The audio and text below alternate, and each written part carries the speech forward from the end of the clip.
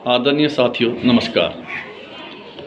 सबसे पहले मैं आपसे विनती करता हूं कि मेरा यूट्यूब चैनल भारत का फ्यूचर, कृपया उसको सब्सक्राइब करें, लाइक करें और ज़्यादा से ज़्यादा शेयर करें।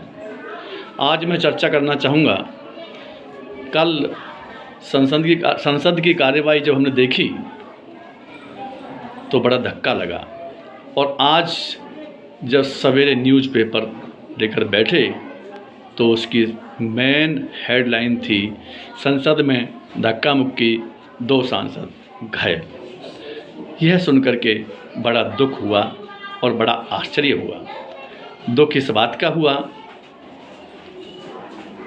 कि देश की सबसे बड़ी पंचायत में बैठकर जिनको देश की 140 करोड़ लोगों के उज्जवल भविष्य के लिए नीतियाँ बनानी होती हैं, नियम कायदे बनाने होते हैं, वही लोग इस तरह की अमर्यादित हरकत करें, क्या उनसे यह उम्मीद की जाती है? बड़े आश्चर्य की बात है कि वो लोग जिनको लाखों लाखों जनता चुन कर के भेजती है, अर्थात उनको सभी नुमाइंदों में से श्रेष्ठ मान करके संसद तक पहुंचाती है, जो पहुंचने वाले लोग हैं वो विजयी लोग हैं, अर्थात जनता का दिल जीतने वाले लोग हैं। लेकिन क्या जनता का दिल इस तरह से जीता जाएगा कि वहाँ जाकर के आपस में लात घूंसे चलाएं, एक दूसरे को भद्दी भद्दी गालियाँ दें? बात कहाँ से शुरू हुई है कि आरोप था कि गृह मंत्री जी ने डॉक्टर अंबेडकर जी के बारे में कुछ शब्द कह दिया।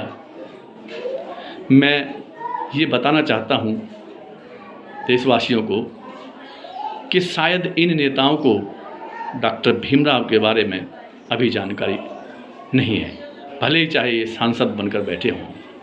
यदि ये डॉक्टर भीमराव को अच्छे तरह से जान लेते तो आज इस तरह का व्यवहार, अशोभनीय हरकतें संसद के अंदर ना होती। वे डॉक्टर भीमराव, वे डॉक्टर अंबेडकर जिन्होंने देश की राजधानी से बैठे हजारों किलोमीटर दूर हर शोषित, वंचित, पीड़ित और दबे कुचले व्यक्तियों को संविधान की चादर ओढ़ाई, संविधान का कवच पहनाया, वह अंबेडकर जिन्होंने सर्वजन सुखाय सर्वजन हिताय की नीति पर काम किया, वे निर्लोभी व्यक्तित्व जिन्होंने कभी भी अपनी कुर्सी का लालच नहीं किया, केवल और केवल जनता की भलाई के लिए कार्य किया। आदरणीय देशवासियों, मैं आपको उस वक्त की घटना सुनाना चाहता हूँ जब देश के विभाजन हुआ था। तब मोहम्मद अली जिन्ना ने डॉक्टर अंबेडकर जी से आग्रह किया था कि अंबेडकर जी, आप मेरे साथ अपने लोगों को लेकर के पाकिस्तान चलिए, मैं आपको पाकिस्तान का प्रधानमंत्री मनोनीत करूंगा। उस वक्त तनिक भी देरी किए बगैर डॉक्टर साहब ने उनका प्रस्ताव ठुकरा दिया था और कहा था कि मैं देश से गद्दारी नहीं करूंगा। वह अंबेडकर आज झूठे प्रपंच रच रहे हैं, नेता झूठे अंबेडकरवादी बन रहे हैं। यदि तुम सच्चे अंबेडकरवादी हो तो केवल और केवल संसद में बैठ करके जनता के भलाई के लिए, परोपकार के लिए, देश के बेरोजगारों के लिए, देश के किसानों के लिए, देश के विद्यार्थियों के लिए, देश की माता बहनों के लिए, देश की कन्याओं के लिए, देश की महिलाओं के लिए कानून बनाइए, उनके परोपकार के लिए कानून बनाइए। जिन सांसदों को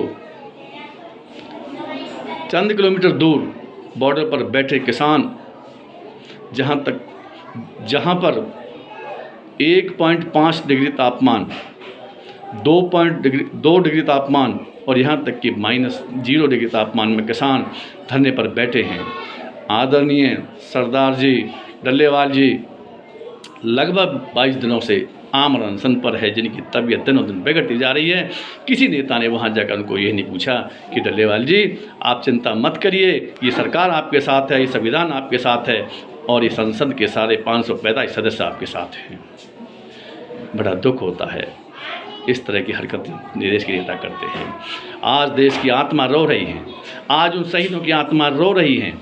आदरणीय शहीद सरदार भगत सिंह जी, आदरणीय शहीद सुखदेव जी, आदरणीय शहीद चंद्रशेखर आज़ाद जी, आदरणीय शहीद, ये नेता कहते हैं अपने आप को, राजगुरु सुखदेव भगत सिंह जी, ये शहीद आज इनकी आत्माएं रो रही होंगी कि हमने इस दिन देखने के लिए, ऐसे दिन को देखने के लिए अपने जीवन को कुर्बान किया।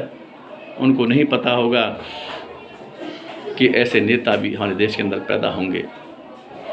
एक दूसरे पर बड़ा आश्चर्य हुआ, जो पुलिस उनके अंडर काम करती है, आज उनसे मदद मांग रहे हैं कि हमारे साथ ये हुआ है, उस पर वो धारा जोड़ी जाए, उस पर वो धारा जोड़ी जाए। बड़े दुख की बात है। आदरणीय देशवासियों,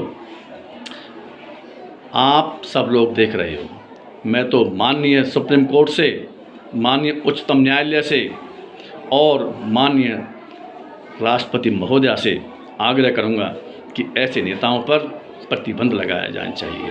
तत्काल प्रभाव से ऐसे अमर्यादित व्यवहार करने वाले नेताओं की सदस्यता बर्खास्त की जाए और उन पर आजीवन चुनाव न लड़ने का प्रतिबंध भी लगाया जाए। यदि देश के अंदर कई संविधान हैं तो उनको इस तरह की सजा जरूर मिलनी चाहिए।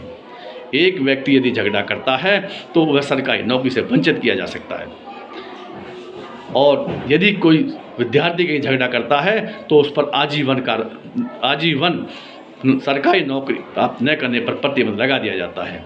तो इन नेताओं पर क्यों नहीं? क्या ये संविधान से बड़े हैं? क्या ये देश से बड़े हैं? नहीं, इस देश का संविधान बड़ा है और यह देश बड़ा है। आज देश विदेशों में जा कर के ढंढोरा पीटने वाले नेता कि हमने ये किया, हमने वो किया, आज विदेशों में भी देश की मर्यादा, देश की इज्जत, देश की आन बान शान तार तार हुए